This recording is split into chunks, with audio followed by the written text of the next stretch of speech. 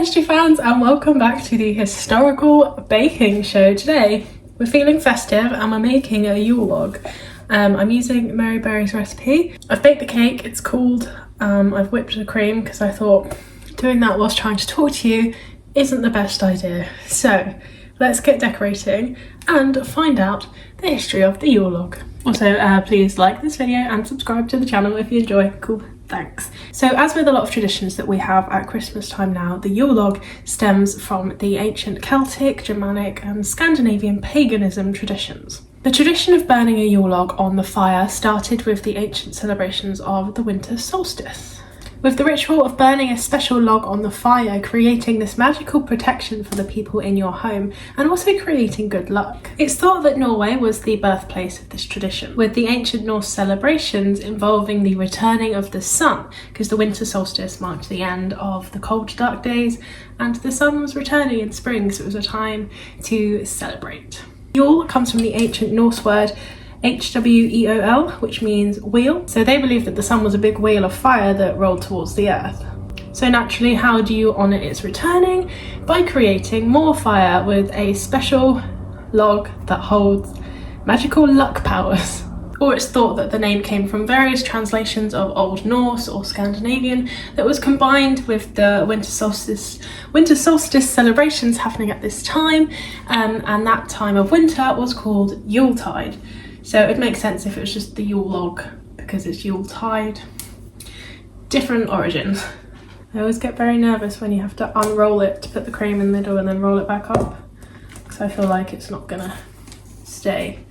It sort of stayed though. Kind of. The actual choosing of the log you would use would be a bit of a ceremony in itself. Cider or ale may have been involved, and it would have been accompanied by general merriment and singing.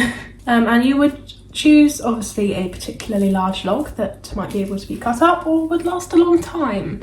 And because it was so heavy and it would have been so snowy, it would have taken several strong men to carry it back to the home. And when you got back to the home, you were met by family members, friends, who would be very happy that you had returned with the Yule log, and you would celebrate some more. The log itself would sometimes be covered in ale as well, for good luck whilst burning. And of course we know that would make more fire because alcohol makes more fire, like we put it on our Christmas puddings. And interestingly, so obviously we put alcohol on the Christmas puddings to then set it on fire, and the Victorians used to set on fire a bowl of raisins and then they would see how many they could pick out without injuring themselves. That was their version of us burning the Christmas pudding.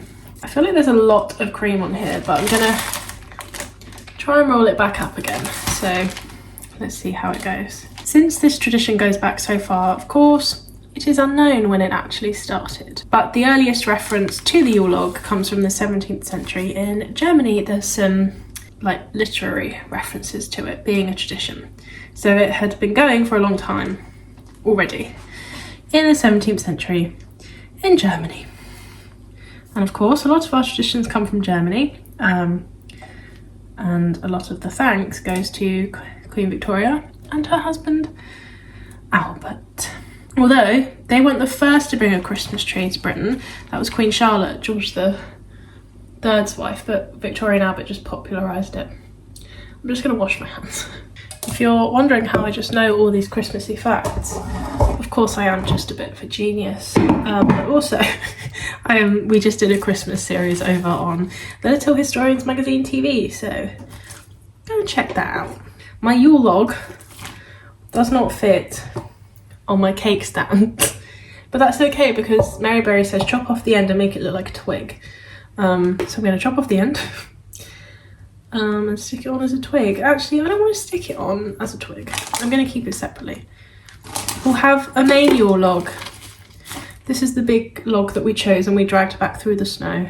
That will go on the serving, on the cake thing. And this mini one,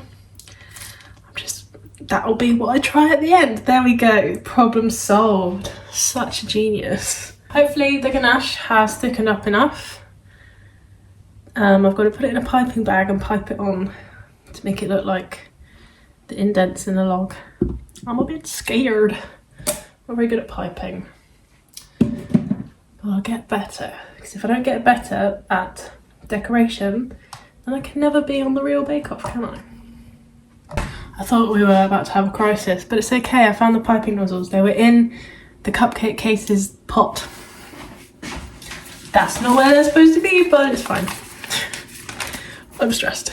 So I do not understand how people get piping bags to be neat, but oh well. So after all these ancient traditions, Christianity, of course, then adopts the tradition and alters it a little bit by saying that the lighting of the Yule log symbolises the birth of Jesus, or his triumph over sin.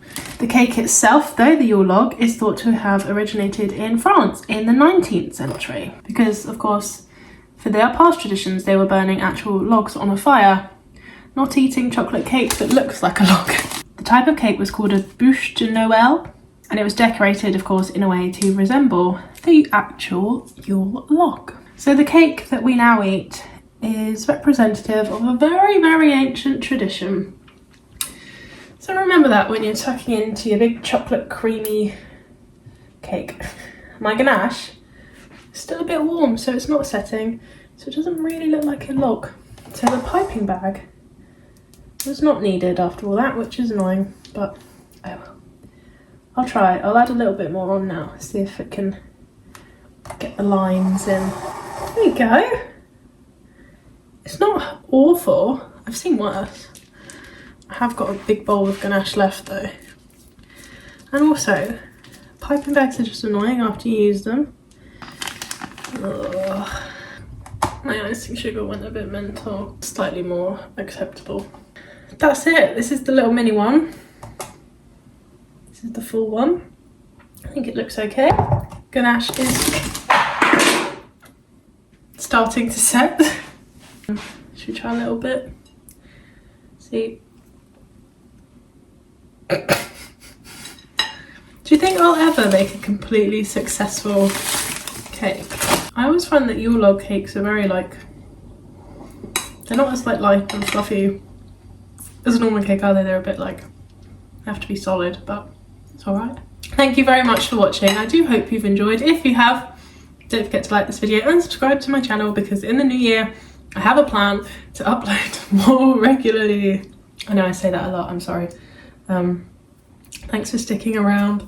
I'll see you next time, and Merry Christmas. Bye.